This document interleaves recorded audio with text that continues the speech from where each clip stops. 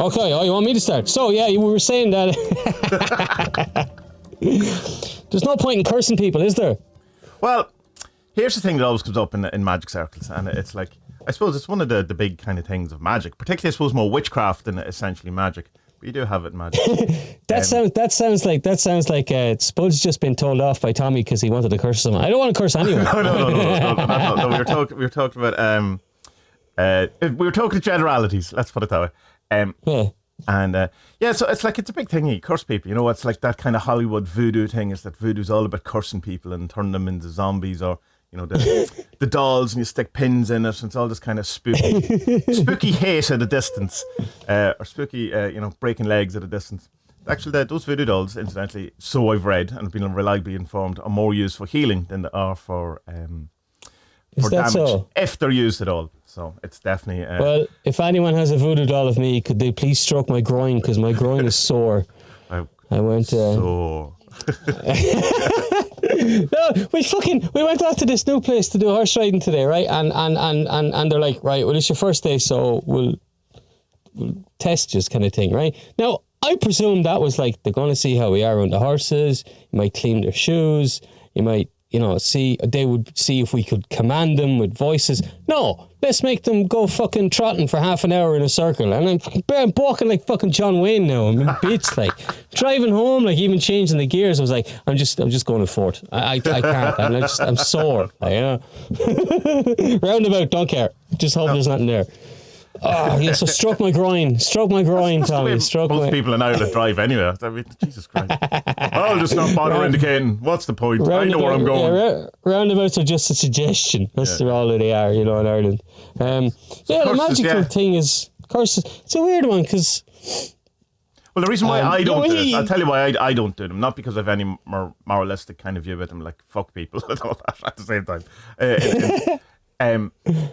In that I would rather just get rid of the entire thing than prolong it. And I feel that cursing someone or engaging in that kind of stuff just involves keeping that person around in your life and involved in your life, energetically speaking, physically speaking, whatever way you want to look at it, for longer than it needs to be. And if you want to go the karma way, then, I mean, you can make an argument either way that they've hurt you, so you're entitled. Whatever. But it's just like, banish, good luck, get away from me. Done. And then I can get on with my life. Yeah, I don't want to do it. Someone did something to, my family. Maybe I'd have a different kind of view of it. I don't know. It all depends on the. So what's like, if you thought that, I don't even know, how it's a strange one. I'm walking into a trap here, ain't I? I don't know how I would know if I was under magical attack. Suddenly fucking Tommy's Discord just goes, let's get Spud. Please don't do that. I like my life. I'm very lucky in the life I have, and I don't want many things to be changed other than that everything is temporary anyway and will change in the course of nature. But I don't want any bad luck and bad things to happen. So please, okay, thank you. You're very nice people. Okay, don't fuck me curse over, Spud challenge, 30 days. So every day we send a curse, a new curse, a worse curse to Spud. Oh God. Yeah. So if you did come to conclusion that all this kind of bad luck and bad things will happen to you, and you said, right, I think I'm under magical attack here, what are you supposed to do, like? Well, just before there's two questions. First one, how do you know if you're cursed? Say you're working in an office and you think someone's working against you and saying bad things to your boss and your friends around you. How would you know? You would have a sense. First of all, you get a feeling, you know the way people are talking to you, and you get an overall. Eventually it would come out. It's similar on. I suppose I don't know if I've ever been cursed. I assume I haven't. So I'm only speaking out of theory rather than practice. But it's the same as how do you know when something is synchronicity rather than just a coincidence, because it feels fucking different. Yeah. Okay. So it's that. What about the big case that people know about is Crowley and Mathers, yeah? Yeah. Who started it, and how did the other one find out? Or was it just started? Crowley obviously started it. Well, Mathers started it. I mean, which came first, the chicken or the egg? It's Yeah, it's like they were writing to each other and telling them what they were doing and stuff like that, and they were still kind of. Well, how pathetic is that? Fucking men writing. I will send the demon Babylon. Fucking men writing poetry at each other. I will curse upon thee that your arms will be shorter than to be reachable to thy testicles, and they will be ridden with fleas of the nattiest variety. Shut the fuck up. Monty Python. To be honest, I will defer to, I don't know, someone else is more into Marco or someone. I don't really know how exactly it came across, whatever. I'm actually reading Tobias Churton autobiography. Why do I say biography of Crowley at the minute? It's quite good. I've read a number of books on Crowley, biographies, and like some have very different takes on it. But Churton writes kind of like, I don't know, as if someone's in the room telling you a story. It's really interesting. It takes you a while to get into the flow of it. Like he's all over the place in a sense, but not. But yeah, I mean, there's like the second part of what you do. There's like so much magic about what to do if you're cursed. I mean, there's obviously the LBRPs. There's the the egg one. That's an interesting one. That's in loads of different places where you rub an egg all over. That's like the druid egg. Oh no, sorry. Okay, what is it? And you try and put all the bad stuff into the egg, and then you smash the egg, or you throw the egg away, you bury the egg. It all kind of differs. There was an interesting one years ago. This poor unborn chicken is in the egg going, hey, I didn't. What the fuck? How did I deserve this? What the fuck have I done? So you bury the egg, and then Kronzon comes out of the egg. A couple of years ago, I went through, my kind of periods where everything breaks, everything falls apart. And I had at the beginning of this year, and I've had at different times, whatever. Either it happens or I become more aware of these things happening. But it was happening a few years ago, and people are suggesting, maybe you should do, an uncrossing ritual. I was going like, what? An uncrossing ritual, which is how to break a curse. You're on. Go to Abbey Road and walk backwards. Well, I mean, dressed as like George. But so crossing is also another kind of way of saying being cursed. You've been crossed. Okay. I understand. But it was like, so I says, right, I'll do this egg thing. Grand, whatever. So then to get the eggs, I pulled out the eggs and smashed everywhere. And I went, oh, hold on, maybe I am cursed. Okay. But there's other things you can do, like purifying baths, incenses. It's like there's any amount, that thing to that sign to the directions. There's other signs you can do to the directions. Not that one. That means love or something in sign language. Yeah, doesn't that one gets you in big trouble in Italy, doesn't it? I don't know why. That means something bad in Italy. Okay. I don't know. Someone Italian tell us. Marco, you're probably listening. Tell us. Yeah. Or watch. I know you. If you're listening, what is this thing that I'm not describing at all? Yeah. Thumb over up, here, everyone does that for two over here. Yeah. Oh no, sorry, that's two. That's actually three, but the two fingers are up. I would go to. And that being that was the Archers thing is a lie. It's not true. That's where the two. Yeah, apparently Crowley made that up and gave it to Winston Churchill as the V for victory. Right. I mean, I read that he wrote that, but that doesn't mean anything, I suppose. Crowley said he did it. That's as far as we can go. That's as far as we can go with that, really. So it's definitely true. 100% true. Man never lied in his life. No, one of his books. He wouldn't know how to. Wouldn't know how to. Yeah. Yeah, it's a funny one. I hope no one was ever cursed, man. But then again, I mean, we all kind of do it, but we don't do it in a more serious ways. Like, someone fucking swerves in front of you in traffic, and you're like, I hope he crashes or whatever. But you don't really mean it, because if you did, you do it in a minute, I suppose, in the moment. In a minute you do, but you don't really mean it. Be horrible. Imagine having that in your fucking conscience. Yeah, imagine instant karma was a thing. Yeah. Because it'd be the greatest superpower. It'd be the greatest superpower of all time, though, wouldn't it? Well, no, because you'd also instantly get it too. So he'd crash, and you'd crash, then. Yeah. I suppose my thing would be like I'd be above it, so I just give it out. So then I'd be bad karma. Yeah, I'd be bad karma then. Right. So you're Jehovah from the. I'm the baddie. Yeah. Nice one. Yeah, I don't want to be that. The Satan thing that we watched. Yes. How the devil got his horns. Hold on till I pull up this guy's name. It's from what, 2012 or something, isn't it? BBC thing. Well, it was last shown on BBC4 in 2017, but it is definitely older than that because I have the BBC page open. Alistair Sooke, Sooke. He's done a few different kind of art stuff. I think he's like the art critic for was going to say the Daily Mail, but would the Daily Mail have an art critic? So say the Telegraph, and or something like that. And he's done a number of BBC things. I've done a few I've seen. So this is definitely coming at it, which is an interesting kind of perspective on it. It's coming at the devil from an artistic point of view, rather than say just a literary or religious kind of view of it. It's really good. It's about an hour, and because it came up in Prime, and Prime is added. What are you doing, man? Sorry, I have to get my notes here because I took notes for it to talk about. Sorry, so continue. It looks like, from my angle, people won't see because I'm talking about it. But it looks, that scene in Inception where the room is turning round, but everyone's staying the same. It's like, yeah. So, yeah. Anyway, so he, what was my train of thought? How dare you, Spud? Art critic. Yeah, so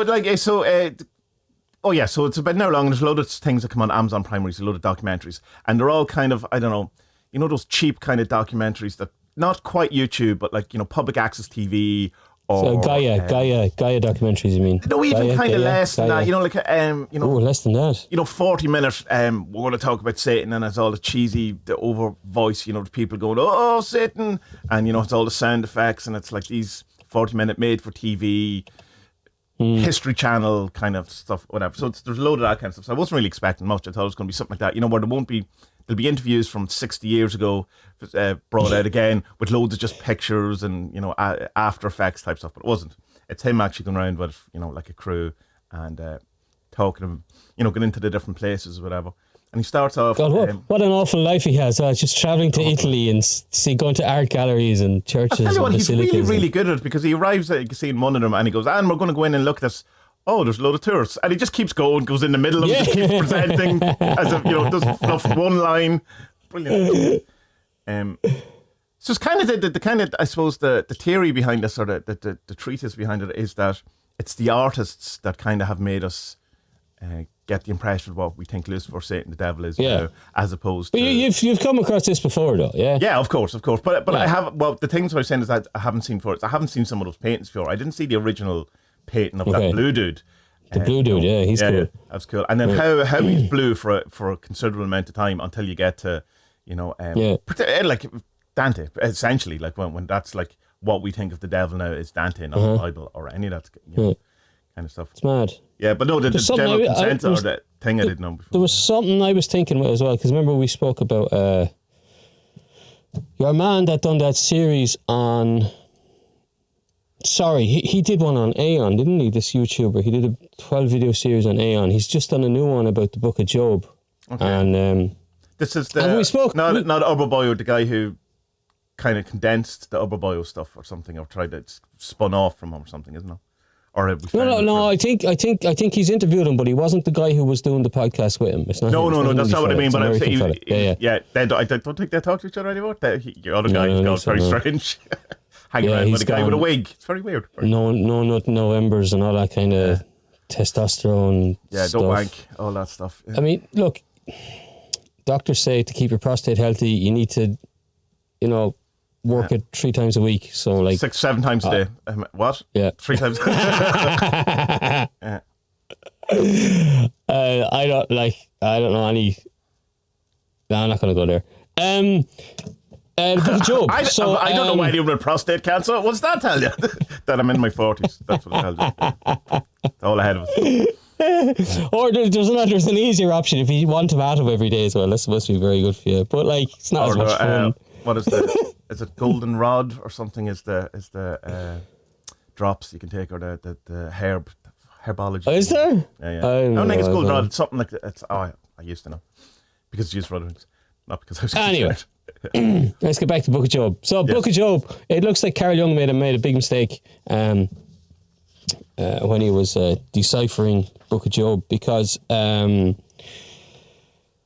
have to go back a little bit further here. In the Book of Job, God is basically taunted by someone called Satan. Adversary. Yeah. So, and he's like, hey, God, hey, look, there's Job. Job's cool, isn't he? Oh, here's Job. Job lovely. Look at him there with his lovely big head of hair and look at him, he's all cuddly and huggy. And he just loves you. Job loves you. He loves you. Oh, man. He loves you the most. Yeah. Like, of all them idiots, he loves you the most. God, let's fuck with him. And God is like, oh, how dare you question me? Of course I'll fuck with him. So Carl Jung has gone with the thing that this is Satan, but he's gotten the translation. Who might say Carl Jung got something wrong? But I'm saying he got something wrong, all right? Because the translation of this adversary is Satan, and so the English readers have put this together with Satan, where it's just this guy's an adversary. He's not the devil. He's not what I Satan. think kind of saying is that it's a position that's held rather than a person. It's like a cabinet position, or it's like the Scarlet Lady or the Scarlet Woman in Crowley's life. It's not necessarily person. It's a thing. Do you know what's funny? In that, like the Jewish religious scholars, they see the Book of Job as, I think there's 3 of them. I don't remember the other ones. They're like the knowledge books of the Bible. Yeah. Yeah. But they know they don't have any of this confusion that we have. That we have understood. That we in the Christian Church have understood this as Satan testing God in their religious studies. No, this isn't Satan. This is just someone who is standing up to God and asking him. So they don't have this kind of clash that we have. I suppose in Carl Jung's defense, if he needs a defense, it's more the relationship between God and what God does to Job, and how Job ends up being the better person is why God evolves. I know. But so I mean, it's like. Is it? But it doesn't take away from his theory, his overall kind of theory, I think. So. No, but it still clinches on this thing that Jung thought that it was Satan was pushing God to do this stuff. Well, it wasn't Satan. Oh right, I don't get that from that it was Satan pushing it. That's not I'm not saying that's not true. It's just that's not what I got from it. I thought. It's what an awful lot of people get from it. Right. I thought. What I was interested more in was the kind of that is the relationship between how Job ends up being a better person than God. That's the thing. Like, but I mean, there's no Satan in the Old Testament at all. Like even the big famous one of Lucifer in Isaiah 14:12 is a mistranslation. How you have fallen, the morning star, which was, I think it was originally a city, and then it's going to change from morning star to Lucifer. But I mean, Jesus is talked about as Lucifer in Revelation, so I mean, it's also a word, and I think there's that big controversy every year when the Pope does that prayer to Lucifer, but of course he's talking about Jesus, not Lucifer, But don't tell people it's the New World Order. That's really ushering in the thing. But yeah, so I mean, the documentary kind of just follows through on literally how Satan develops as an idea through, and there's a great one, I can't remember his name, where there's that jump, that big guy, that artist guy who's he's going for really kind of not realistic depictions of humans, but a more accurate depiction or more lifelike, and where he just can't draw the devil or can't paint it because it just doesn't fit because he's not real. You know what I mean? That there's this kind of disparity between the two things. That's very interesting. And then I suppose you get into Bosch and Dante, and and then it kind of all becomes like none of that kind of choir stuff or the angel stuff, right? And that's in the Bible, as far as I know. As far as other people have told me. Yeah, no, that all comes later. That's a lot of that's thanks to the second Dionysus, pseudo Dionysus. Yeah. He had visions and stuff like that, and he wrote about them. And then they're also taking. Yeah, he's an interesting fella because Christians ran with him as he had this kind of hierarchy of heaven, but then the Neoplatonists and occultists kind of go with him as well because they flip the names and you can have a totally different hierarchy of similar things, which is theurgy anyway. Yeah. Do you know?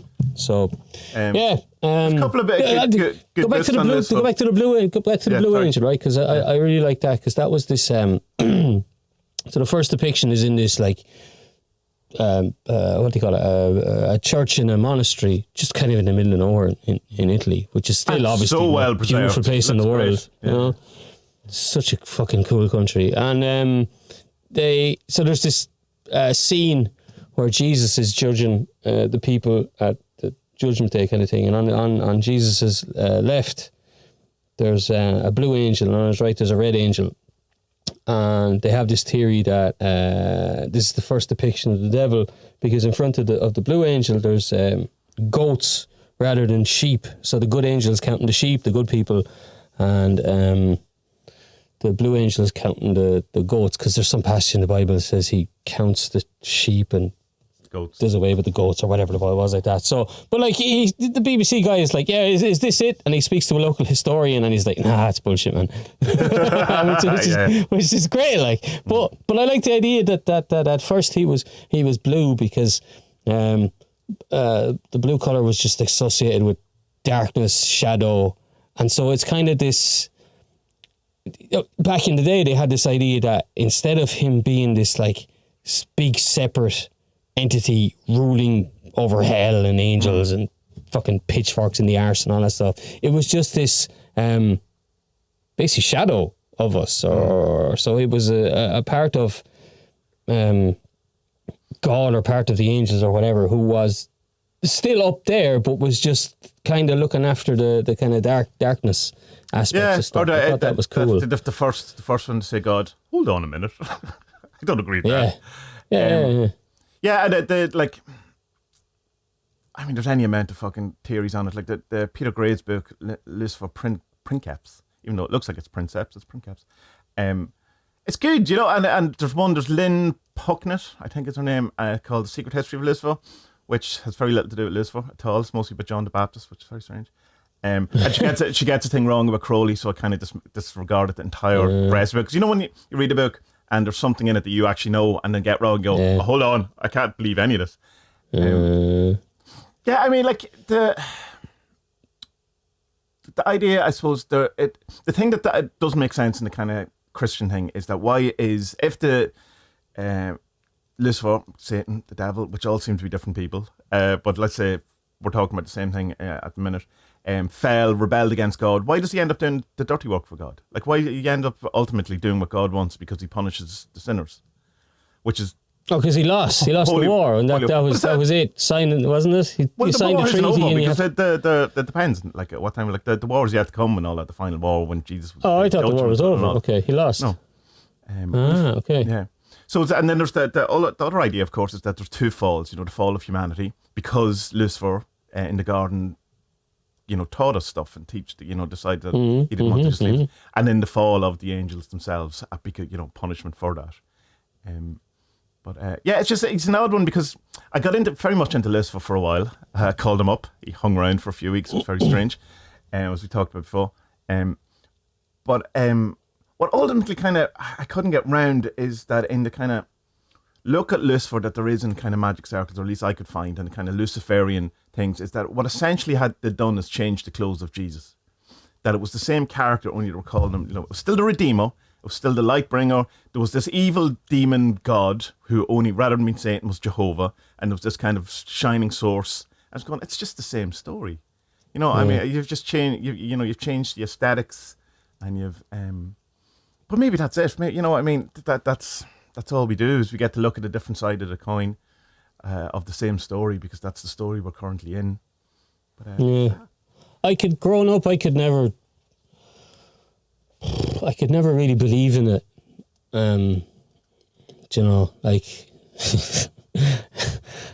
First of all, they tell you there's a virgin birth and you're like, come on now, and then then there's this evil ruling kick-ass dude living below us who has all the heavy metal stars. Who's also the Lord of this earth for some reason. It's just, no, I can't. It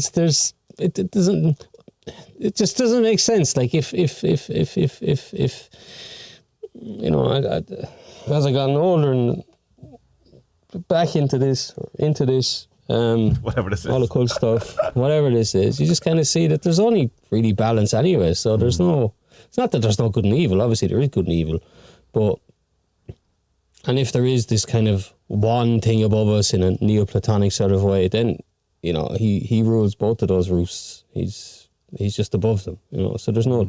I suppose it's an easy way to explain why is there evil, because it's Lucifer's fault. It's Satan's fault. But that's just brushing away, I think. Yeah. Well, I think the second fault thing kind of explains it a wee bit more in that it's not.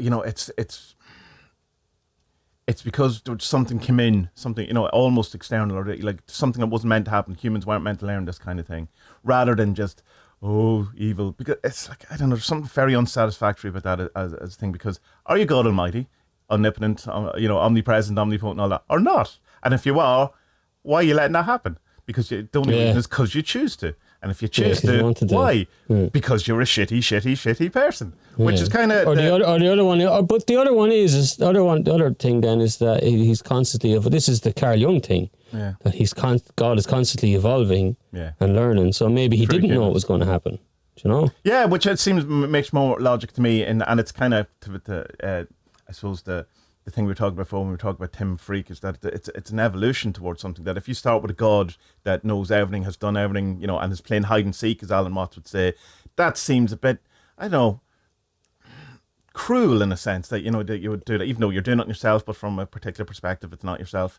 But if you have a God who's doesn't know how to do all this and is aiming towards it, we'll go, well, that might just be more acceptable rather than true. You know what I mean? That might, it's like hide and seek might be like, we do watch horror films, we do, go on roller coasters, we do things that put ourselves in peril because it's fun. So I'm, like a higher principle of that.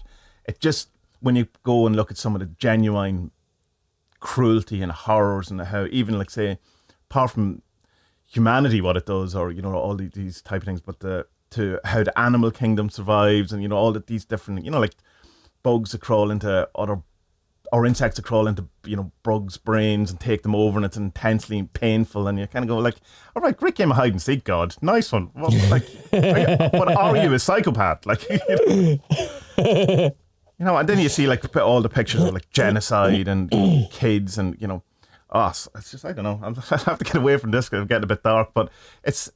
Then when you hear something like Alan Watts going, it's God playing a game of hide and seek, you go, fuck off, Alan, will you? Jesus Christ. But at the same time, it could be true. I'm like, I don't know the answer.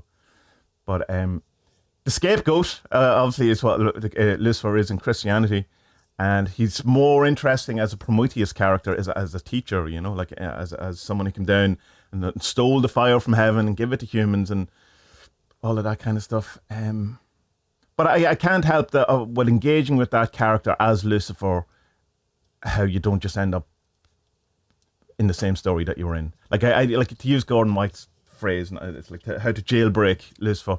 I don't know how you do it without, just making it up, which is fine from a case. Jailbreak Lucifer. It's not a fucking app. It's not a fucking iPhone. What the fuck is he talking about? Well, that's exactly his reference to jailbreak these things. Yeah, it annoys a lot of people, but I understand what he's trying to say about it. To kind of chaos magic Lucifer, I suppose, is another way of saying it, to make him your own. But because I was reading my review I read or I wrote of Lucifer Princeps when it came out by Peter Gray, because I've been reading a lot of Peter Gray recently, and it's interesting because I remember my overriding kind of sense of it is that Lucifer isn't really in the book, that he never really appeared. There's all this kind of talk about what he isn't, right. And then I kind of by then I was kind of go, well, where's Lucifer? Like, where is he? And I think I was in one sense I was disappointed, and it's kind of because I was waiting for this. And it's kind of going, well, he doesn't appear because what's it's not real, like in the sense. A procahopic, is that it? It's the style of Master Eckhart was the king of this when it came to talking about God. You start off with what God isn't, and then you're left with what he is. Right. So I think that might have been the idea there. Yeah, I'd say it was thing, but it was kind of it's an interesting kind of reaction I'm having to Peter Gray at the minute, because the same as he was the guy who wrote the two Antichrist that remember I saying about the two chapters were. Yeah. So I'm going back, kind of thinking about the Lucifer stuff. I'm going to read it again, wonder if I different, because I find, and I'm sure I'm doing this with more things, is that the assumptions I'm bringing to it are colouring the book. Oh, of course. But it's very obvious in them ones. The thing I have with my thing, I think there's just too many holes in the story, and there's too much has been put onto it, and if you try and just get to the essence of who he's supposed to be, well, then you just end up back with, God's former favourite angel, and, he sounds pretty cool to hang out with, but the whole Satan, Lucifer thing, it's just, I don't know, I think it's too many things pinned on, everyone's pin the tail on the donkey kind of thing and getting it all kind of wrong. And none of it is actually in the Bible. It's all art or fictional or TV or movies or, like as you're saying, that the actual, what we call Satan in the Bible is either the adversary, which isn't, it's a position. It's not a person. or mistranslation of a city. And you know, yeah. Well, what was I saying to you? Lucifer's basically Dominic Cummings, but not as evil. He's this bureaucrat, you know, just fucking writing down names kind of thing. Well, God. Well, no. Well, actually, God, if you just take a look at Article 17, verse 1712, you said, "Oh, shut the fuck up, Dominic, will you? Is this another Job? Come on, get out of here." Yeah. God, poor God. I feel sorry for him. No wonder he ran away in Preacher and went on dominatrix and crazy. Yeah, God's a pervert in Preacher. It's funny, you know? It's really good. I like Preacher. He runs away in Supernatural as well, which is very interesting. Where'd you get that idea from? That's interesting. Yeah. Yeah, so it's like, good doc though. Look it up. It's really on Amazon Prime and it's around. You found that on YouTube. It's on YouTube as well. Yeah, it's on YouTube too. The YouTube channel that it's on is really weird. It's like full of really like of metal, heavy death metal, and a couple of documentaries. It's very strange. But Giotto is the name of the artist. I couldn't remember because it's on my screen in front of me, not because my brain remembered it. Very famous artist. I mean, it's despicable that I didn't know.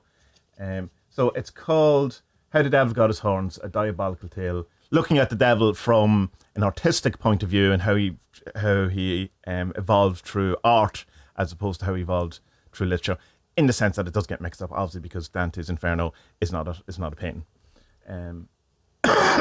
Excuse me, still have a bit of a cough, but I didn't die. How's your cough going? Mine went more or less yesterday. I had one or two coughs this morning when I grabbed. I think the horses sorted out, man. I think it's being around animals just helps. The horses helps, not other animals. I don't know. We walked in and there was a cat lying down and the cat started meowing, and then the lady, because it was with Aga, and then the lady's like, yeah, if she meows, get away, that's a warning. All right. It's like the opposite cat. Usually a cat meows is hungry. And so then Aga kind of, oh, okay. And next thing, of course, obviously, the cat just came to me. I've just had this magnetism for fucking cats, man. It's weird. I think it's because I act cat-like around a cat, as in, I don't care about you. Yeah. Which is how they act around humans. And then they're just like, oh, I'll fucking show him. You know, because most humans, love me. Most humans, when like someone says, they don't like people, to be like, no. Leave the cat alone. You know, that's what I do. Then the cat came over and annoyed me. I'm like, get away with you. I'm here for the horses. I came over and get out of here. You're only here to keep the mice away. That's all. No one cares about you. You know, and that drove her mad. Then she was all over me. Just play hard to get. It's easy. You wanted to talk to me about desire. You wanted to talk to me about desire. I did, yeah. But what was kind of coming through, kind of coming from the surrender stuff. Let's not do that. But kind of, so what I kind of came to was we have this kind of notion of desire being a bad thing from Buddhism and from many things, you know, Christianity as well. And I was kind of it's not my idea, it's not a new idea. I first came across it, I suppose, in a concrete form in New Age, like the Abraham Hicks kind of stuff, which is desire is the driving force of the universe.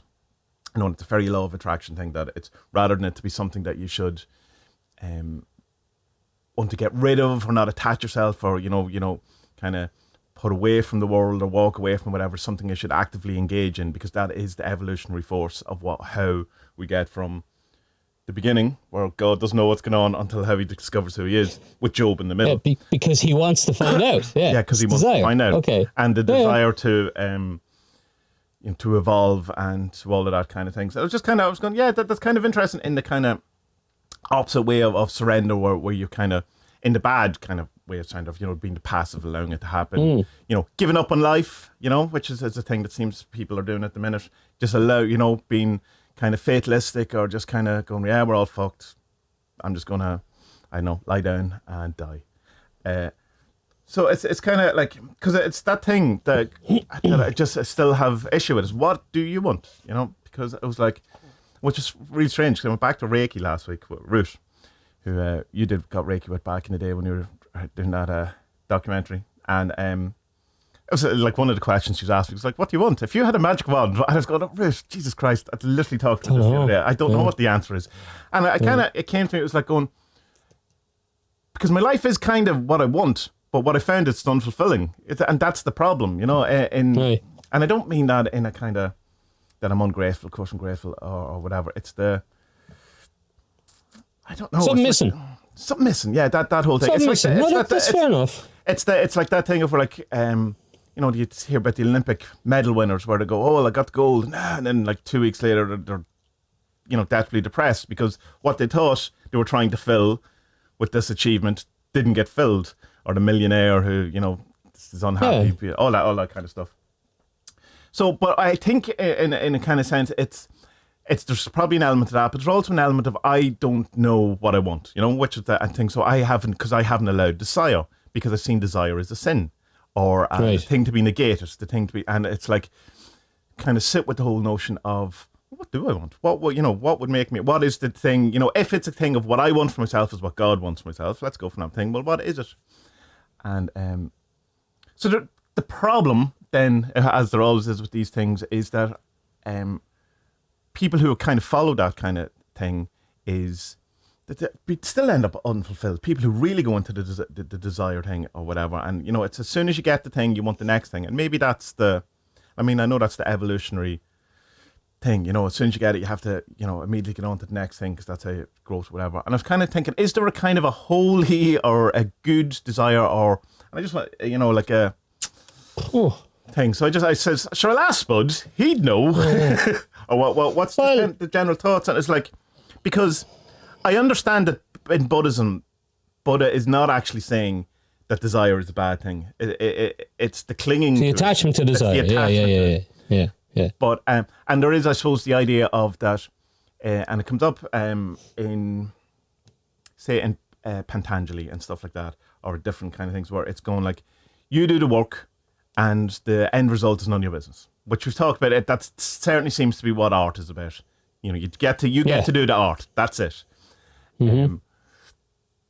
But I would say in that is that there is no desire to do the art. There's a compulsion and a need, but there isn't a desire, because it seems slightly different. The desire would be something that would come out of that. Does that make sense?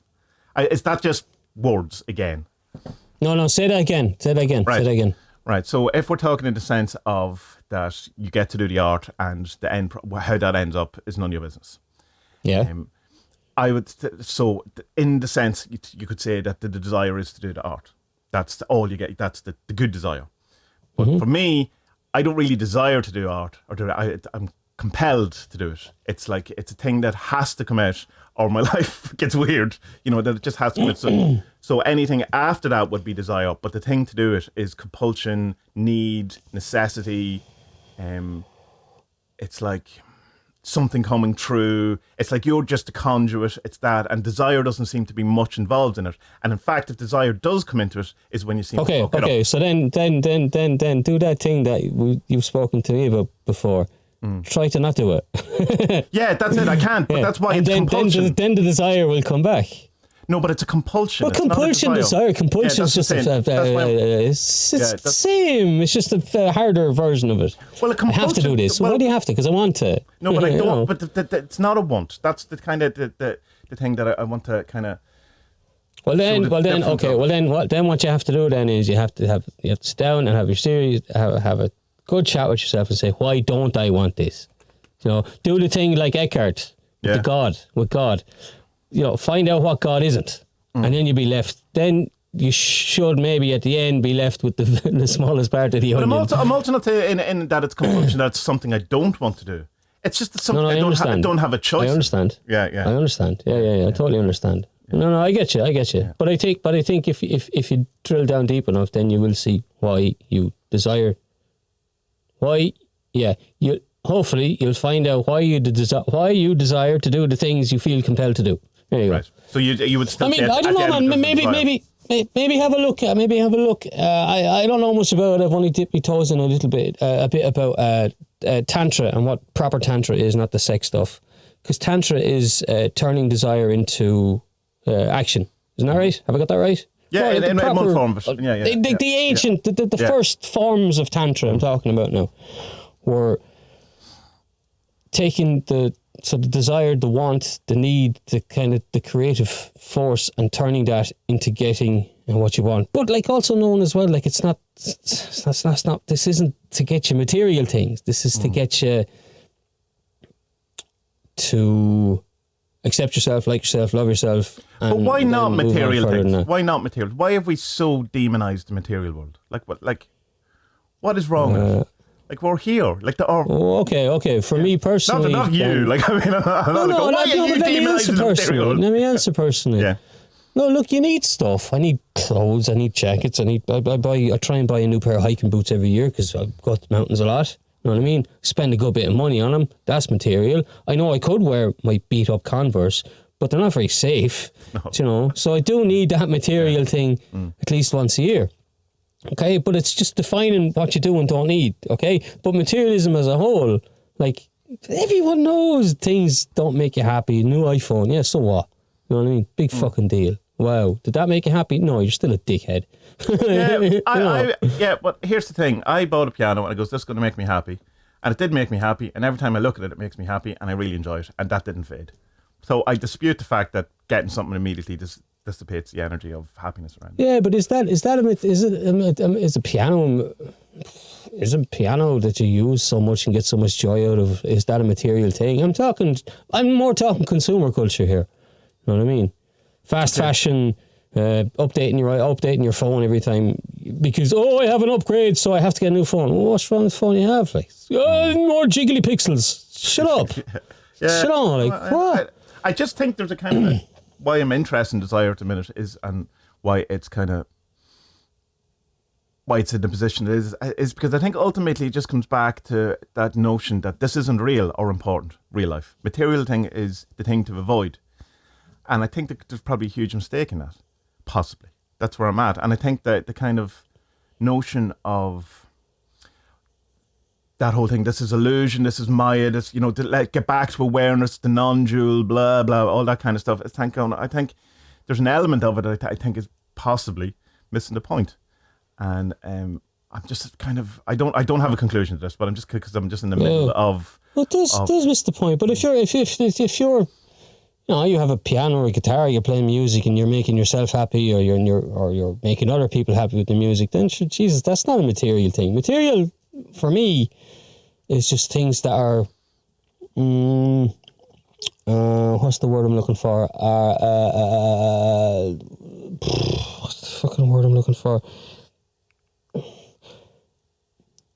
Put it this way. You needed that piano because you have art in you need to get out, okay? And the only way of doing that was through piano, okay? Yeah. Now, go and buying a new pair of Wrangler jeans, what's that going to do for you? Well, it's an expression of yourself and how you feel about yourself and how you... A pair of jeans? Not to you. Okay. That's because you're judging the world by what you think. But to someone who does that is the same, is an equivalent.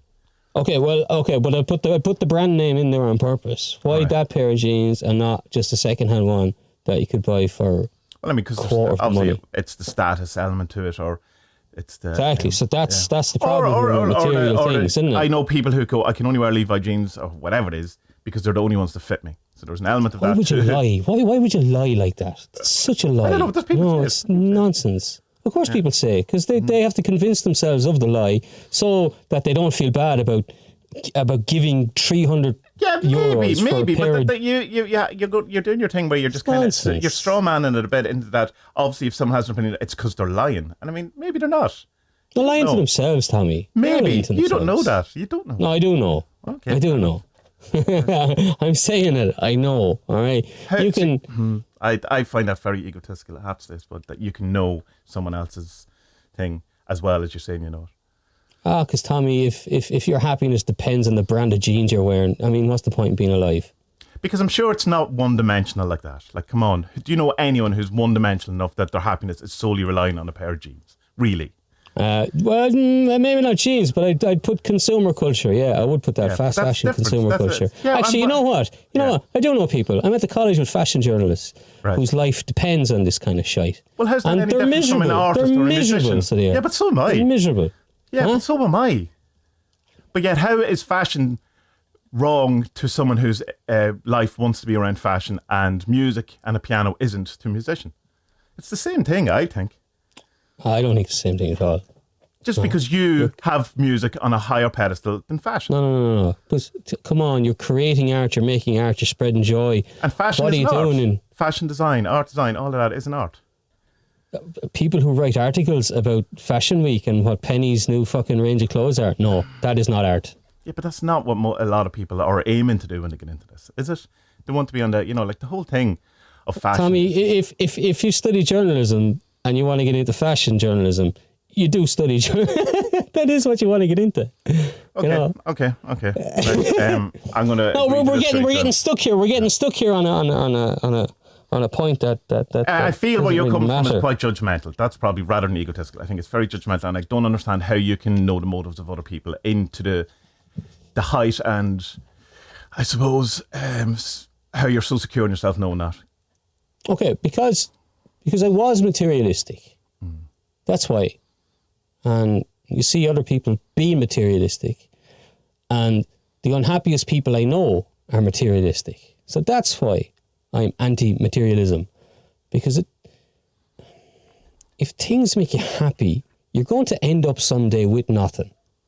And then what do you have except yourself? And you just have to sit yourself in a room and say, fuck, I don't know myself, I don't like myself, what am I doing here? You know? But why do you think you end up with nothing? Does everyone end up with nothing? I don't think that's true. Yeah, you die. Yeah, but you're not. Yeah, but how are you on your own then? You're just. But you come into the world alone. But I mean, but how are you on your own in a room saying I don't know myself? What? How are you getting to that? I don't know. Just because. What? How you get? Because you said you end up alone in a room, not knowing who you are, and you said because you're dead. Like, is that what happens when you die? You end up in a room on your own when you everyone die. As I'm saying, everyone is born alone and dies alone. All you have is yourself. You can't depend on anyone in the world except yourself. Okay. You can't, you know. Oh, I agree with you. And you will let yourself down more than other people probably will too. Learn that lesson. Yeah, absolutely. And still come to love yourself, because you have to love yourself. It's all you have.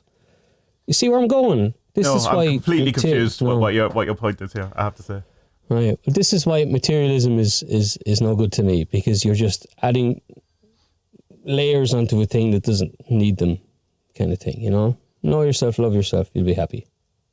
And then, because once you learn to love yourself, then you learn to love everyone else. You know? I think this is kind of, the problem here is that it's like, I know, you've had awakening experiences I haven't, so you have a perspective that I don't. And I think it's kind of, I think that's the problem. I think because you're kind of coming from a higher order thing, possibly. And it's. Well, I'm not higher than anyone, Tommy. Jeez, I know. I don't mean that. I'm a scumbag. Yeah. No, I know that. But I'm nobody. I'm nobody to tell anybody to do anything. But I'm just trying to give you my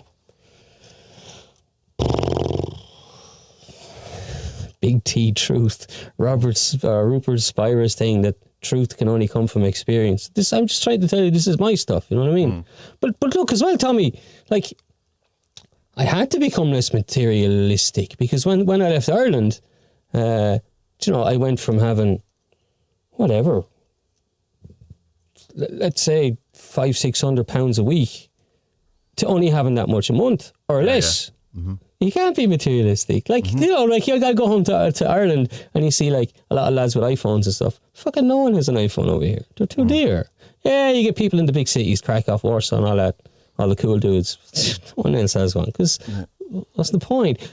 So I have that as well. I'm living in a culture that's far less materialistic than Ireland and say Britain and America is anyway.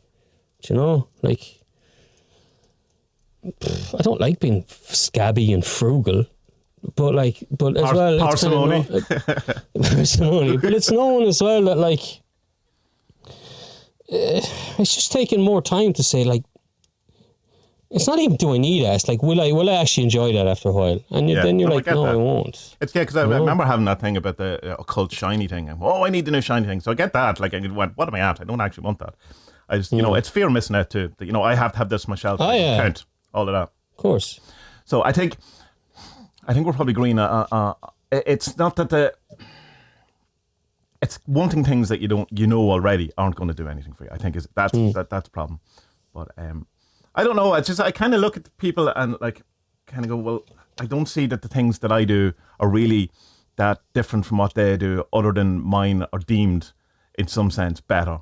It's like someone who collects books in the way I do compared to someone who collects action figures. And it's like both doing exactly the same thing, but one is seen as better. I don't know. I wouldn't say it's the same thing, because if you're collecting books, it's a pursuit of knowledge, isn't it? Yeah, but there also is a collection of, I like physical books and having them. There is a collecting thing to it that I enjoy as well. Mm-hmm. That it's not, that there's no, that I'm not aiming to get a direct benefit or improve myself or see the world or get the secret or anything. It's that I enjoy the aesthetic of books. So there's that too. That's someone who enjoys the aesthetic of action figures or whatever it is, Funko Pops, iPhones, old iPhones, rolls of old iPhones. And when I recognise that and the enjoyment I get out of that, I find it impossible to then judge other people because they have it for a different thing or see it as wrong. I get you. Yeah. No, but like, look, I mean, I'm a lot less judgmental than I'm probably the least judgmental I've ever been. All right. Right. Yeah. But it still confounds me, and it still confuses me as to why. Like, if you get into collecting, okay, I can see why anyone would get into collecting books, because I'm a fucking book nerd as well. But like, if you're collecting like G.I. Joes from the 1980s, unless the plan is to open a museum and try and spread the love of that, but you're just collecting them to hoard them, then like what? Okay, here's the thing. What good are you doing the world by doing something like that? Because you're making yourself happy. Well, but that's okay. So that leads me. Or to at the least next attempting. thing. The way I try to see life now is that I try and see am I doing a greater good than just me? Okay, me has to come first because I need to survive. I need to be here. I need to live. Okay. Yeah. Yeah, you need more than that, though. You need more than that, though. It's not just, you're not here to survive. I need happiness, contentness, but like at the same time, like, you know, like what am I? 1 or 2 mortgage payments away from being homeless, and you know, you're only 2 politicians falling out from being in a war. You are. I don't care where you are in the world, you know, and. Like, could I still find happiness and contentness if I was on an immigrant's beach in Lesbos trying to get into the EU or get out of the EU? I don't know. I'd pretty much find it hard. But I know that if my family was alive, I'd be okay with it, kind of thing. But I'm going too far. I know I'm going too far. I'm a strong man on this now. I'm going too far. The point was going to be that, yeah, about the greater good. It's that, like, okay, with your G.I. Joe example, like where's the greater good for the rest of the world rather than just me and my happiness? Because like, how much of my happiness can I allow dig into the kind of greater happiness of people overall? You understand me? Yeah. So that's my line. That's where I draw it. Okay. But where is the greater happiness of me reading a book to the world? You learn more and you become smarter and better. Yeah, but how's that helping the world in that way? That's still only me. It helps your world. Yeah, but how's that different from the G.I. Joe man helping his world? He's not. How is he helping the world by just hoarding a collection of things? He's no more helping the world than I am by reading a book, is my point. I can't agree with that, Tommy. Why? But I don't understand why you take one action by a person that's improving themselves only and one action by another person who's improving themselves only. One, because it's a book, is helping the world, and one, because it's a G.I. Joe, isn't. Yeah, but the collecting G.I. Joe thing is a selfish thing. I want. Whereas buying a book and reading is I'm learning. Yeah, I want to learn. I want more knowledge. I want to know more. But he's learning about G.I. Joe. He's improving his world. He knows more things. Or whatever is the thing. I don't see a difference. I just don't. Other than one is deemed better because it's more. So why don't you just try and see a difference then, instead of just shutting it off? Because I don't see it. It's like saying why. You don't want to. You don't want to. Okay. No, it's not that I don't want to. It's like why don't you see right as being left? Because it works quite well being left and right. That's how you can transverse the world. Why don't you start seeing them as being the same then? Why are you not doing it? I don't need to. Because you don't want to. Oh, because you don't need to. Right, well, I'll answer that then. I don't need to either then. There you go. No, I said it first. Yeah. Yeah, right. We're around Yeah. Yeah. No, come on. Let's talk about desire. This is okay. Other than falling out on silly things like that, move on from that. But I think, Well, I think it's actually there's a good kind of segue into the Rupert Spira stuff here, because it kind of talks to the same kind of thing in a sense. So, do you know start? Will I start it? I don't mind. Yeah. Go for it. Right. So Rupert Spira has three kind of things that he says, in a sense, I suppose, are the three yogas. But he has them slightly different than classical kind of things, which is the three classical yogas, roads, whatever it is, of moksha, which is liberation. Is one of them is karma yoga, the other is jnana yoga, one of them's bhakti yoga. Bhakti yoga is the devotional stuff, you saying love, it's the beloved, it's Hare Krishna stuff, it's devotion to a saint, and it's that by following that, you where the origin of it is, you go back to the source. That's the kind of idea. The karma yoga is the action, like being a good person, doing the good deeds, doing the I suppose there's, in a sense, there's renunciation could be in it. There's a whole different kind of path. But when you follow that back to the source, you get to the source. The jnana yoga is the kind of stuff that he's into, the awareness, I suppose, is the who am I, what is, and you follow that back to who am I thing. The fourth kind of one that's sometimes brought into it was Raja yoga, which is royal yoga, which is the I suppose probably the most famous one now because of Ashtanga yoga and that kind of, it's Patanjali. Patanjali is definitely what reading, people haven't read him. And it can kind of brings in this kind of 8 limbs of yoga, which is, the yamas, niyamas, which is the do's and the don'ts. It's kind of like the rules. It's very, very, very similar to Buddhism. Very, very similar to Buddhism. Right. Other than the main distinction seems to be that in this Raja yoga, 8 limbs yoga, there's a definite self at the end of it, where in Buddhism would say, no, there isn't. That seems to be, but there's so much crossover and in that kind of sense. His one that he talks about, and the thing that you're talking about, is this following beauty. And he calls it Rupa yoga, which I wonder is a Rupert yoga. And it's what are the other ones he has? Because he has 3, doesn't he? Beauty, love? He has the bhakti and jnana. He leaves out the karma yoga in it, and not right, yeah. But so I mean, beauty, love, and beauty, action, love, and awareness. Oh no, beauty, English. Love, and the thought. So it's like thought, feeling. He has a thought, feeling, beauty, love, and thinking. Is it whatever it is? He has. So beauty, love, and awareness. Then is what I have here written down. Okay. The beauty. So bhakti would be the love. The awareness would be jnana, and then the beauty is rupa. Okay. So he's saying that the notion of beauty, so you're into beauty, and aesthetically, that this is where art comes from, and why art is it allows you a sort of a window into God. It's that if you follow the beauty, that back to the source, you will find, the non-dual God, in his case, or source, whatever it's called. The Neoplatonics had this as well. Beauty was a part of the good, and truth and justice were the other ones. Yeah, I mean, it's like that kind of classical, the 3 things I've said about the moksha, that's one thing, but it's if you look it up, that's what you're going to find, which is I think is interesting that he doesn't follow that. So it must be from a particular path that he's found out, because he's definitely not saying as a something he's come up with, so it's not just his, it's just that I haven't come across it that way. But it's very interesting because there's a great kind of notion in it, in that it's not the object, it's not the G.I. Joe figure itself that's giving you pleasure. It's if you follow that back, that you will find God, and it's the reflection of whatever source, God, that's emanating through it, that is what you're actually looking at. So I mean, in that sense, the argument would be that collecting the G.I. Joes and getting pleasure from that is going to lead you to God too. So that's the kind of, because you're going to see the beauty in that, and if you follow it through, that will eventually get you back to source. There's a really great video, and I mentioned an awful lot, and I know you've seen this, the Elizabeth Gilbert one, where she talks about this.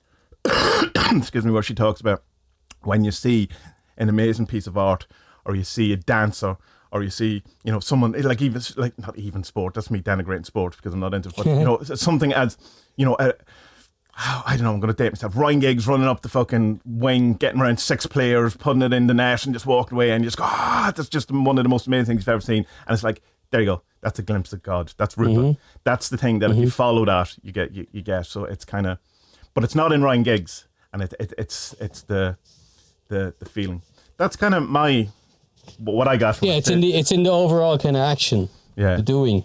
Isn't it? See, that's what I was going to say to you about, because we've often had messages late on Fridays and Saturday nights when alcohol has been taken. How dare you? You have often said to me, like, there's so much. You've said to me stuff like God is in music, or it's all in music. Music has this beauty, or whatever. And I was going to say to you, what didn't come up last week, is that, like, no, because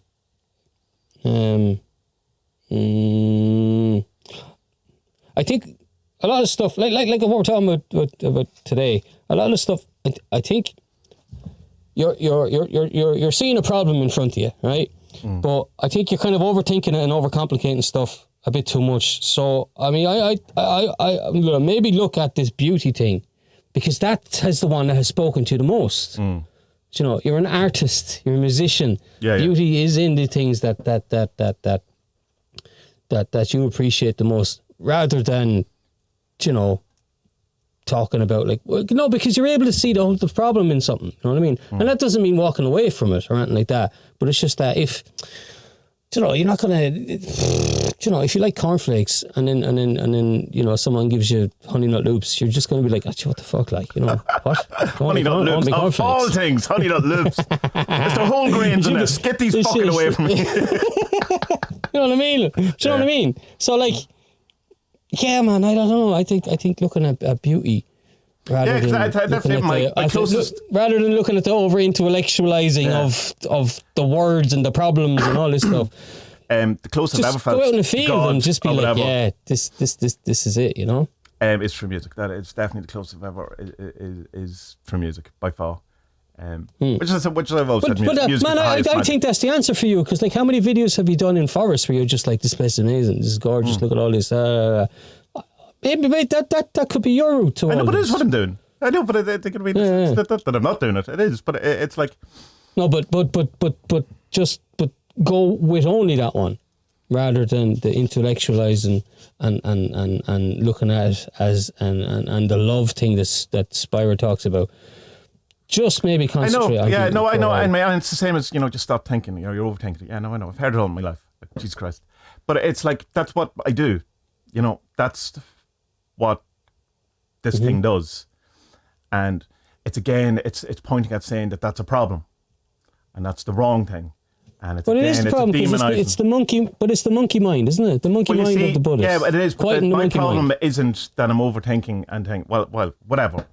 My problem is that I have an emotional sadness that I can't understand, or I don't know what it is, and it engulfs me and surrounds me and drowns me.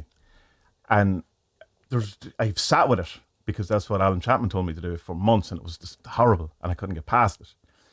And it's like, it's going like, what do I do with that? So, I mean, I can sit and look at it, or I can try to intellectualize it, I can try and do a thing, and none of it works.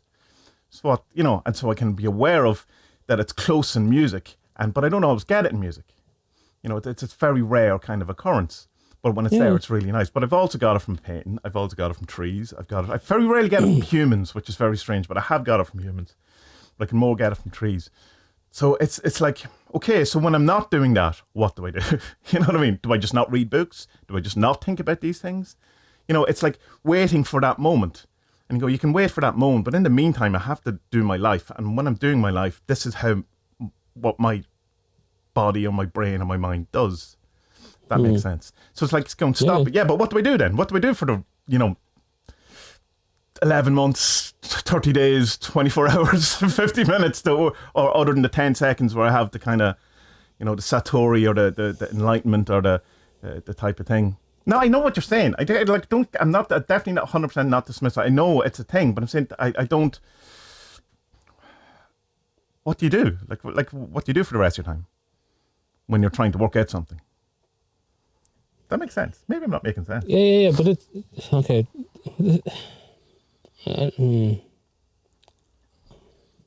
to say this. I know you've had this an awful long time and you want to get rid of it as soon as possible. Well, I don't care if I get rid of it. I want to know what it is. But the race is long, Tommy. Do you know what I mean? You'll get there. But maybe this some thing people with, don't. with, Some people don't get though. Some people die with it, never have an awakening. Or yeah, but whatever you don't want to be. You don't want that though. No, I don't want that. you don't want that. Of course not. Okay, so there's your desire. Okay, there's your desire. Yeah. You don't want this thing which is bad for you. I'm sorry to interrupt because I know this is bad for you. That is important because that I would not have allowed that desire because I would have. This is how it's meant to be. So I just have to accept it. And I'm going, fuck that is my kind of a thing at the minute. No, I'm not. Yeah. No, anyway, interrupted your flow. No, I'm with you there. Yeah. But then, so and there's this desire to get rid of this thing because you know it's bad for you. You know it's fucking you with your head all the time. I don't know. I mean, either kill it with kindness. I don't think ignoring it, naming it, sitting with it. That just, for me, that just allows it to become louder, stronger. See, the Magia point of view, just to say why Alan Chapman said it, is that there's three kind of things that you can do. One is you can ignore it. Two is you can engage with it. And the third one is that you go through it and see what it is. But my always confusion is I don't see how it's much different going through it isn't different from engaging with it. And it's no, I don't either. Yeah, but the answer is because you just allow it. You don't try to understand it. You don't try to change it. You don't try to remove it. You just see it for what it is. And that was why he was saying for me to sit with it.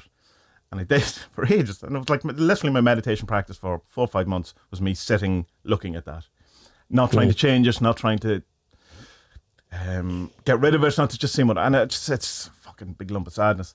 No, I would just set fire to that motherfucker. So I would kill that bastard. No, but the fucking this thing. Yeah. Kingsley would say, that bastard. Yeah, Kingsley would say that it's not yours. It's Persephone's. Like, and that's not yours. Call. Yeah. Well, do you know what I mean? Yeah, it's from the couple of visions I've had and I'm having. I think I'm on Team Kingsley there. Yeah. I think that our problems are something higher up working themselves out. We're just the vessels for it. But when we identify what the problems are, then it's our duty to fucking kick those problems in the arse as hard as we can and get rid of them. We'll never get rid of our shadows. I don't believe there's a shadowless person on the planet, not even the fucking Dalai Lama. No one. I think everyone will always have something that they can always work on and become better. Maybe I'll change my mind in a year, 10 years or whatever. Skip to a year in the podcast. Well, I've removed all shadows from my life, of course. And yeah, But then again, you know what? I don't think I'd even really want that because I'd always like to have something to try and improve upon anyway. Do you know? So maybe. See, that's when you get promoted up to Mars and you start the new reincarnation cycle and the higher. That's Theosophy. That's what I thought. No, you'll be the new Buddha of Mars. Yeah, you'll arrive and you'll be going, oh, I must leave my son and my. Something did I share it? Maybe I put it on Twitter or maybe I kept it for later, a screenshot. Someone talking about do you think the Buddha had no fucking feelings kind of thing? It's like, of course he did. He lost friends. Of course he was sad when they died. It's just that because he knows what suffering is, he number one, knows how to suffer, and number two, knows how to deal with it properly. All right? So what you have here is this huge fucking suffering thing that, number one, you've had all your life and has messed with your head awfully. Number two is that it is suffering, it is dukkha, it is this thing. All right. So how then do we get rid of it? We fucking burn that motherfucker down, Tommy. Burn, motherfucker. No, just fucking take him apart and just leave him aside. But of course, the whole thing of going to therapy was part of trying to burn that down. And the whole going back to Reiki. I've also done a few things recently where, particularly after reading some of Charles Eisenstein's, his book on food is amazing. It's fucking amazing. Story for another day though. But how there's an approach to food and how some of this, not all of it of course, why I feel shit is, there's a physical end to it. So back taking 5-HTP, which is like after 3 days has had an effect. So there's this thing I've talked about before, which is just, I've great ideas that I never implement. I'm fucking wonderful at coming up with ideas. You know, your buckets of earth, wind, fire, water, or whatever you've decided to do, and looking after each one of them, you know, in the kind of thing. And I'm not looking after each one of them. I'm not looking after my wants and needs in the sense of desire because I've spent too long in surrender. I'm not looking after myself in physical thing because I've issues. And, you know, there's plenty of things around that. And so that what I'm looking for, my needs in one set of physical thing, or what I'm looking for is unavailable there. You know, it's like a shitty example, but it's like you eat because you're lonely. That thing, it's something like that. I don't eat because I'm lonely because I'm not lonely, but it's just an example because I don't want to talk about my actual things. Yeah. Okay. So, you know, there's different kind of things, and it's like trying to fill each bucket, and it's kind of realizing that I've been looking in the wrong kind of places. But that's kind of an aside to the thing. It's like, if this thing isn't mine, then it's not burning it, kind of trying again to negate it. You know, isn't it trying to get rid of it kind of thing? Like if it's something that has to be worked out, like yeah. It's so getting rid of it. Yeah, right. So because I thought you were just like going, just, you know, kind of push it away or something rather than trying to. Because I'm trying to work it out. I want to know what it is and I want to try and solve it. That, you know, because that's what I do. But setting on fire sounds more like, fuck it. You know, it doesn't matter what it is. Don't worry about what it is. Just set it on fire. Walk away. But is that what you're saying, or? No, that's not. No. That's being over dramatic. I don't mean. I probably no. Who the fuck am I to give advice to anyone? Because I asked for it. Because you're asking for it. Because you're asking for it. Okay, I think you need to kill this thing with kindness, because this is something sad, something lost, something broken. This is in a lot of pain. All right, that's not your fault. That's something else's fault. All right, but the way I understand the kind of world now, or cosmology, whatever you want to call it. I suppose cosmology, could you imagine? Fucking Egypt. But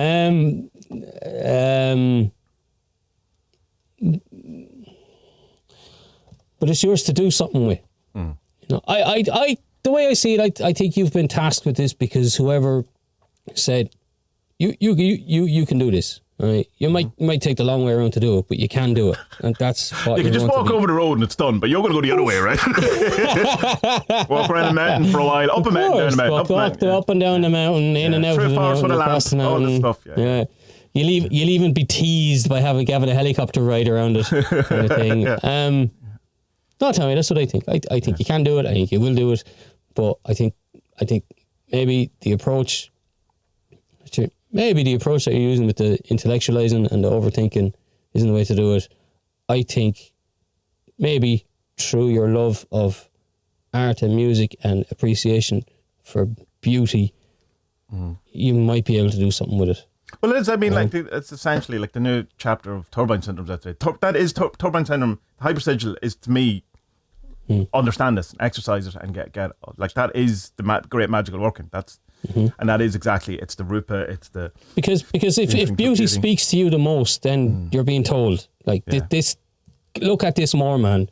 You know, this is what you enjoy doing. And it's something that Spud, I have a shiver down my spine. Voice of God is talking through you, man. It's something that you enjoy doing that isn't too...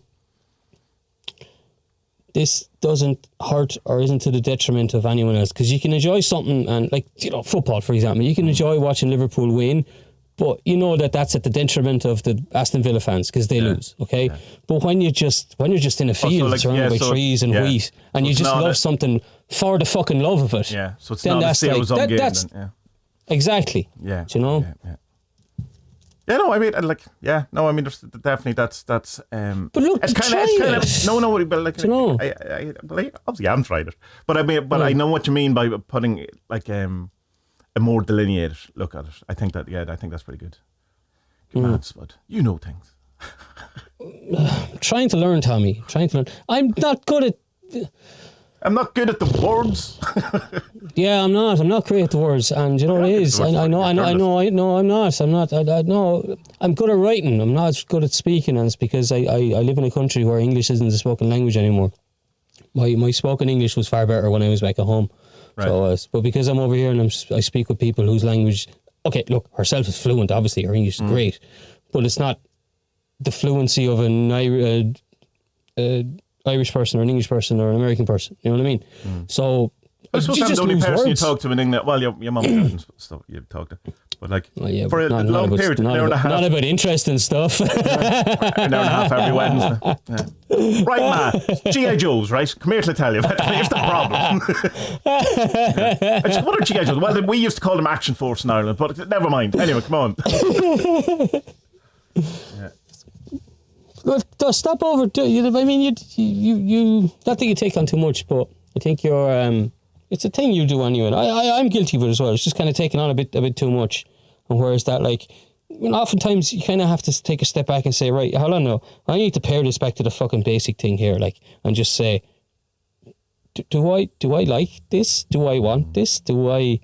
Is this? And then you can say, okay, you know what? Like, if it's something that I don't know, some engagement that you have to go to or whatever, you might want to go, but you just say, all right, well, she's mad into it, so we'll go. Or the kids are mad into it, so we'll go, or whatever. And you just chalk it down and you just let it go. Because what's the fucking point? You know what I mean? What's the point in falling out with, oh yeah, we're going to the park for 2 hours. Oh, I don't want to go because football on. Fuck it, just go. They'll have fun and take the enjoyment from them. Yeah. What's that word I put up on Twitter? Felicity? Oh, yeah. Felicity. I remember. It's a great word, but I don't remember it. It's just taking taking joy from other people's joy. Yeah. Just what a cool way to live. The opposite of Schnenden, Freuden, or whatever that was. Yeah.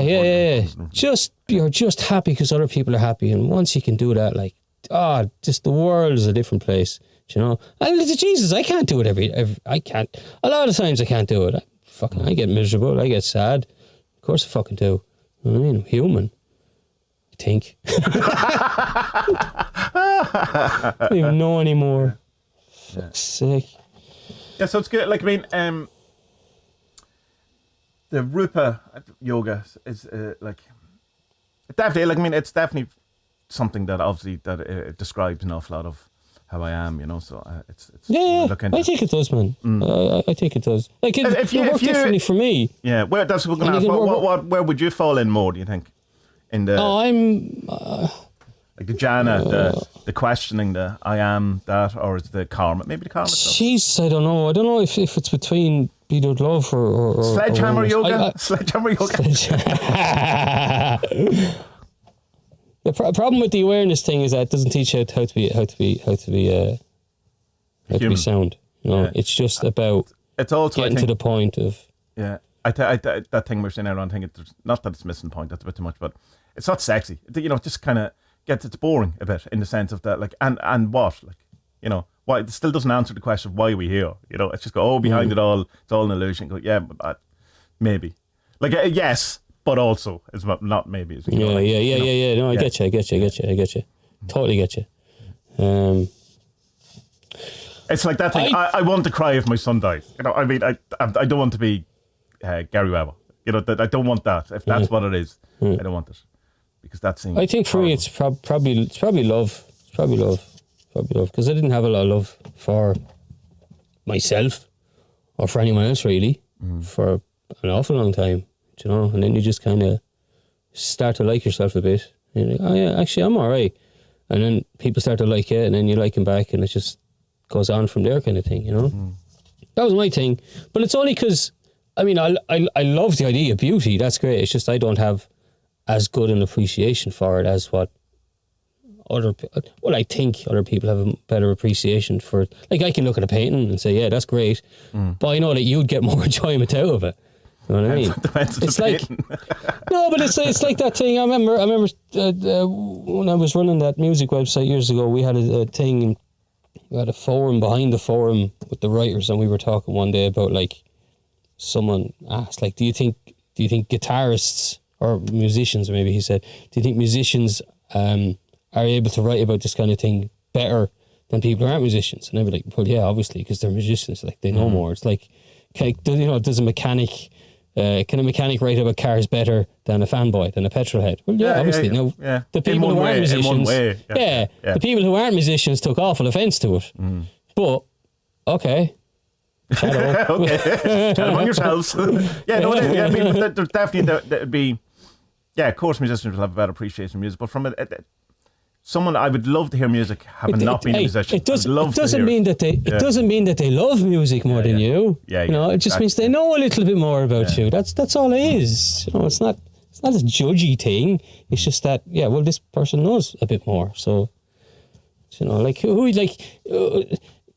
if an economist writes about the economy, or if Postman Jerry writes about the economy, who is going to write the better article? I think the economist. Who is going to get their article shared more on Twitter? I would say the non-economist. Maybe so.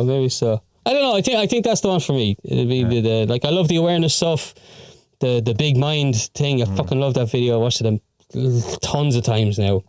And getting the other one work for you in the same way as the first one? Because it doesn't for me. The first. I think the other one works a bit better because I tend only to watch the second half. Right. Okay. So I do because it's pretty much the second question.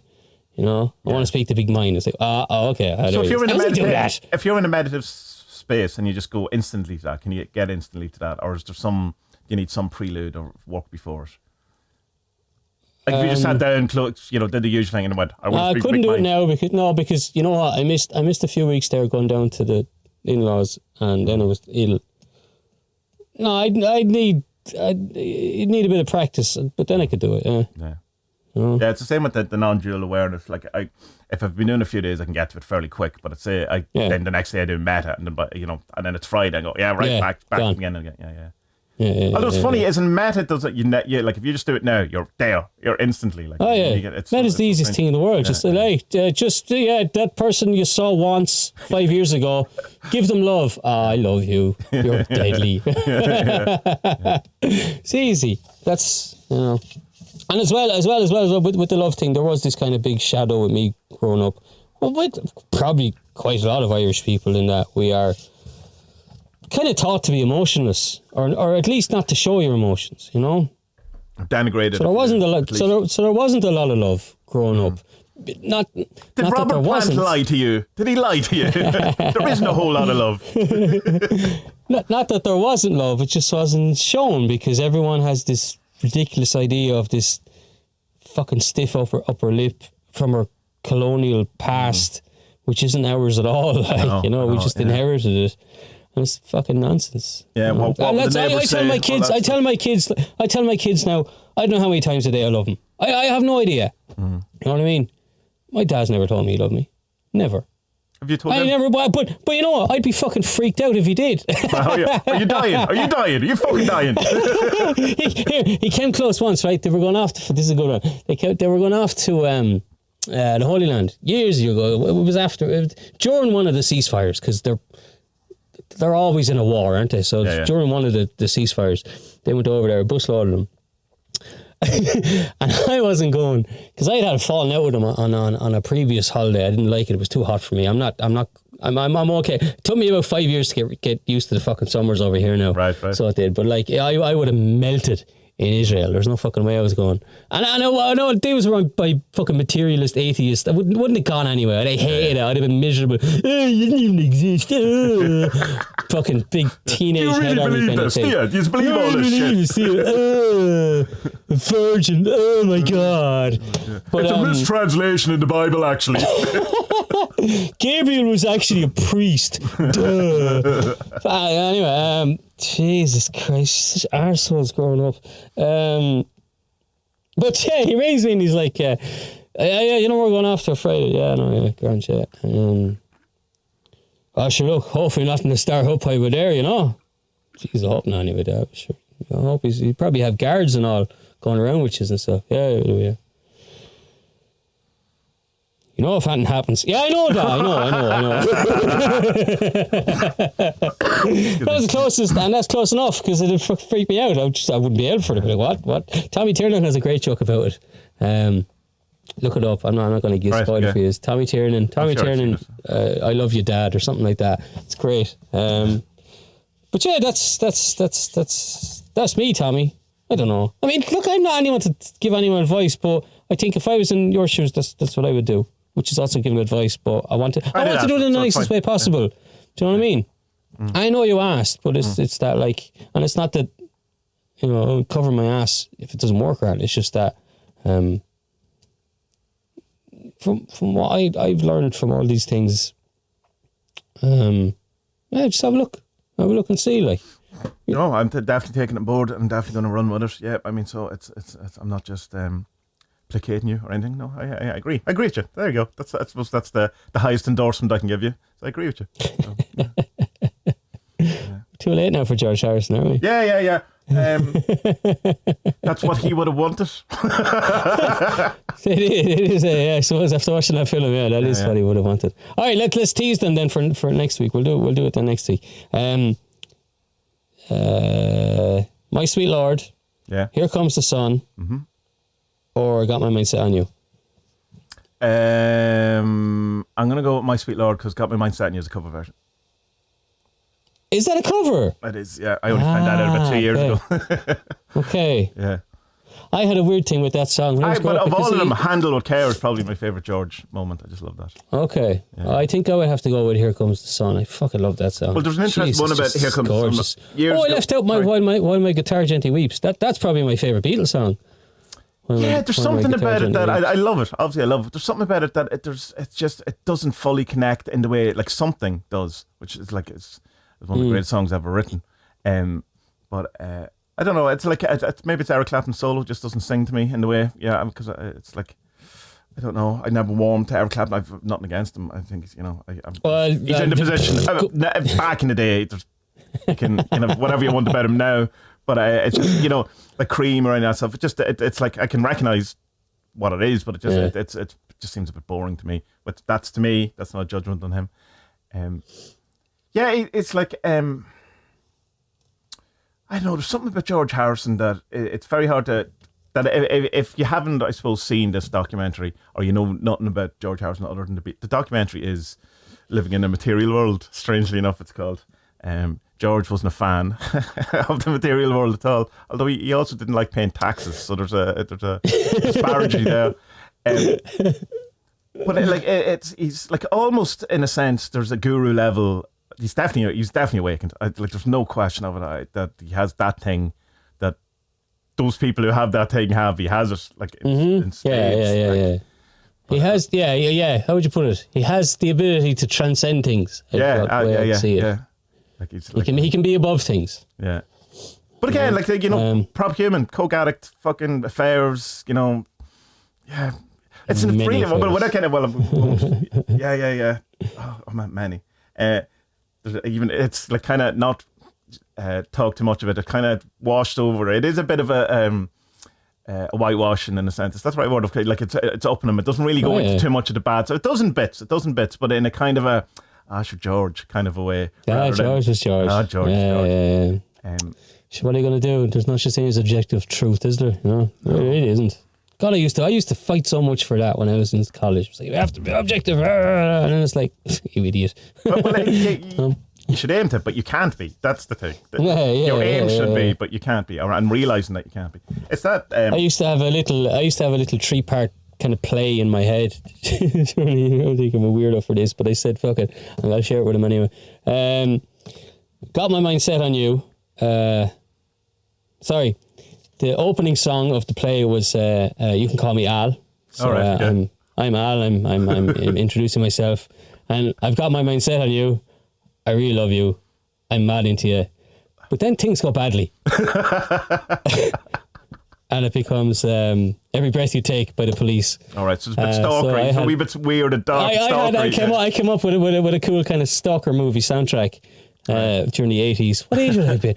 Got My Mind Set on You was what, 87? Yeah, something like that, wasn't it? Yeah. So I was 6'6", but Call Me Al would have been more or less the same time. Has to be the same time, yeah. Every Breath You Take as well, like. That's earlier, I would say. But songs are around for a while. So even if it was 1984, which it isn't, it would still have been around in 1988. Yeah. I showed the video to they Got My Mind Set on You to the kids the other day. They loved it. They went nuts. That's great. Had a great time. it's class. And it's the cut based when on he does Evil the Dead. dance. I didn't realise that. It's That's hilarious. the idea, but I was going like, the Evil Dead. Is it, yeah? Yeah. The best bit is, when he does the flip. I always, when I was a kid, I went, it's like, what's his name? Geldof. Is that Bob Geldof? Does Bob Geldof come in and do it? Because it doesn't look like George Harrison, obviously, but it looks like Bob Geldof. And it's such a bad cut then as well, the way he lands in the chair and it cuts to George and he's in this totally different position. Like, it's just, wouldn't get away with it nowadays. That's a fun video though. The kids loved it. Absolutely loved it because it's hilarious. Long time ago when we were Fabs, great as well. That kind of era I really enjoyed. There's kind of a wry smile and a knowing kind of humour behind George, that I think really comes out, where even though they're all kind of funny guys, I suppose Paul's a bit too serious, and I enjoy Paul, and I think he's some great insights, and he seems very, particularly in interviews over the last while, he'll always try and big up the other guys, even to the the kind of detriment to himself, because he knows he doesn't have to. I'm fucking Paul McCartney. I know him, so we'll always go, no, John wrote that song, and I remember George was always great for this, he'll not kind of, which earlier, I suppose, he was kind of seen as being that kind of a thing, which is maybe is unfair, maybe he was always kind of like that, and it's just the, that vibe around him, and Ringo's just, he's literally the fool in a good way, although, it's a great thing in Hard Day's Night, I think it's in that documentary, because I only watched the second half of when we're going to talk about it, but he's talking about having the hangover on Hard Day's Night and everyone thinking he was a great actor, and he's just walking around going, he's really sick, he wanted to die. Oh, you're really sad. Ringo. Yeah. He explains the drum bit for Here Comes the Sun as well, wasn't that? Because he had to do it on the 7, so I only came in at a 4, 5, 6, 7. He came in and he had themselves and 7 times going, what do you want me to do with that? And he's going, all right, grand. It's brilliant. So I like it about Ringo, because there's not much bullshit with him. No. He knows he's not that talented, but he was still the drummer in the fucking Beatles. The drummer in the Beatles. Like that's saying, but the Beatles aren't the Beatles without Ringo. I mean, that's just it. And the personalities were as important as one point in the whole thing. And it's like, can you imagine though if like Chad Smith was in the Beatles? The Beatles aren't the Beatles. You know what I mean? Or whoever, like Ginger Baker or someone. Ginger Baker's the drummer from Cream, isn't he? Is that right? Am I right? Maybe not. Yeah, drummer. Yeah. Or who's the guy from The Who? What's his name? Keith Moon. Keith Moon in the fucking Beatles. Yeah, no, she loves you, yeah. Sweet metal. That would have been a bad fit. They used to have to with The Who when they'd come in to record new tracks for new albums, they'd have to play old songs for Keith Moon to remember how to drum. He hadn't a clue how to drum. Right. Hadn't a fucking clue. They had to play old songs, so he'd learn like what 4/4 timing was again. Like, he had a bloody notion. That's rock and roll. I like that about The Who. Yeah, The Who were a strange band. The Who never really translated across into Ireland, did they? They were never. No, isn't it funny? Yeah. It was a very, very, very English thing, though. That the mods and the rockers and all of that kind of quadrophenia was a very culturally English thing. I think that just didn't probably like go. Well, I don't resonate with it. Whatever. I don't know. It's previous to my time. Well, it did that has to be. Well, punk did though. Punk did though. So and I mean, it's not a massive throw it, but it definitely. Did. I don't know. But I suppose punk is easier to identify with because it's fuck you to the man. Yeah. It's a bit harder to identify with people going around with Union Jacks all the time. You know what I mean? Scooters. Like people, like I presume that the new Mini Cooper has done drastically bad in Ireland. Have you seen them? Oh, no, of course you haven't seen them because you live in Ireland. Yeah. It has, in the brake lights on the back, it has this Union Jack thing. And it's like, that won't sell in Ireland. There's no one is buying that in Ireland. Except Northern Ireland, maybe. But then you'd get them smashed. Yeah. What's the point in having that hardship? Do you know? Ireland has hit the 5 million the other day, the 5 million mark of population. Oh, lovely. Yeah. Well done, Ireland. Yeah. And so put up on Reddit. And someone goes, it's 5 million. So. And some of the first commenters, I think you'll find it's actually 7 million for the population of Ireland. Nice. Yeah. Nice. Very good. Our northern brethren. Yeah. Our highest population was 8.2 before the famine. So we're not far off it, back to that. But of course, we've all been sterilised now because of Pfizer. So I mean, it's going to go way down again. So always that. And on that note, I'm going to go find out if I'm sterilised or not. 3 weeks later, Spud is like the most unawake person in the world. Yeah. Spud, no! Yeah. Right, see ya. Bye! Bye!